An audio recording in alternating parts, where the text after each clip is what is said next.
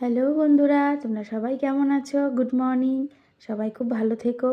এইভাবেই দেখো, আমাদের ছাদে না খুব সুন্দর গাছ হয়েছে, বকফুলের গাছ। বকফুলের বড়া খেতে কিন্তু খুব সুন্দর লাগে। দেখো, বকফুলগুলোকে আমি গাছ থেকে তুলে নিচ্ছি, তাই তোমাদের সাথে একটু শেয়ার করলাম।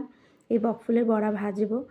বকফুলের শিরাগুলোকে ফেলে দিয়ে একটু চালের গুঁড়ো, একটু ময়দা মিশিয়ে বা বেসন মিশিয়ে নুন মিষ্টি হলুদ দিয়ে ভেজে নিয়ে গরম গরম ভাতের সাথে খেতে খুব ভালো লাগে। বন্ধুরা, তোমরা কে কে খেতে ভালোবাসো অবশ্যই কমেন্টে জানাবে।